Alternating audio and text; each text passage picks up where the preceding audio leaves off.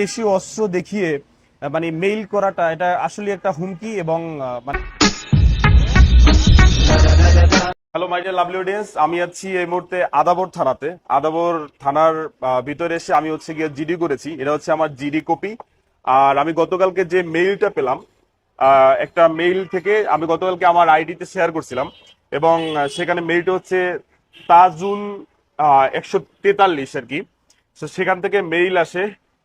মেইলটা এই যে এটা একটু দেখায়নি। তো এরপর হচ্ছে এই যে দেশীয় অস্ত্র এবং হচ্ছে গিয়ে দেশীয় অস্ত্র এই যে।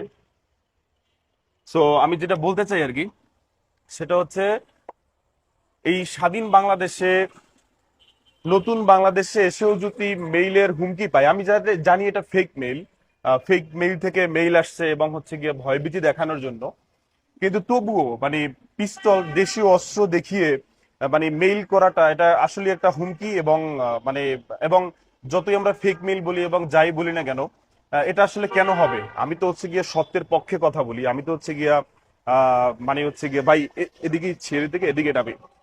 আমি তো হচ্ছে গিয়া সত্যের পক্ষে, সত্যের পক্ষে কথা বলি, মানে লিগ্যাল কথাটা বলি, ফেয়ার কথাটা আমি বলি, বলার ট্রাই করি অলওয়েজ। সেটা যে ইস্যুই হোক না কেন, মানে সদা সত্য কথা বলার ট্রাই করি। তো সেই জন্য আসলে আমাকে মেইল দিয়ে এভাবে হুমকি এর আগে আমি কখনো পাই নাই, যে মেইলের ভিতরে আবার দেশীয় অস্ত্র দেওয়া। এবং এটাকে অনেকে বলেন হচ্ছে গিয়া আপনার কি বলে খেলনা পিস্তল, এটা অনেকে বলেন। কিন্তু খেলনা হোক যাই হোক, মানে দেশীয় অস্ত্রের ছবি দিয়ে আমাকে মেইল করা, যে হচ্ছে গিয়া মেইলে এখানে বলা আছে যে, অবশ্য বানান ভুল লেখছে, যে ভালো হয়ে যা তোর সব ডিটেলস লেখছে, ডিটেলস লিখতে চাইছিল।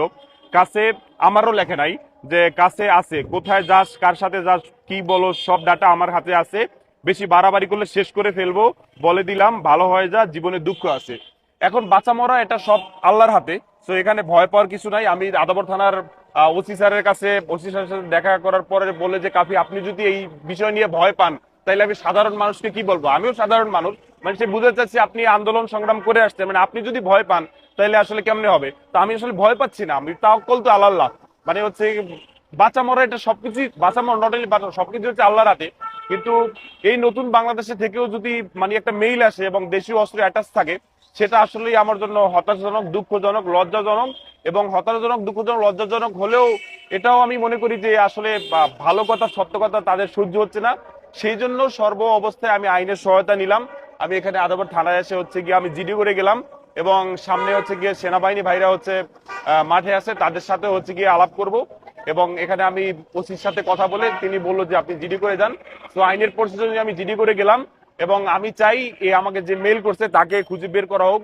সে খেলনা পুস্তক দিয়ে হোক আর যেভাবে হোক, এভাবে সে মেইল করতে পারে না কি, এবং সে মেইল তার দিক থেকে করতে পারে। আসলে তার রূপটা দেখতে চাই আইনের মাধ্যমে, এবং আইনের সহায়তা নিয়ে আমি জানতে চাই যে সে কি জন্য, কোন কারণে, এবং পিস্তলের ছবি দিয়ে সে আমাকে মেইল করছে।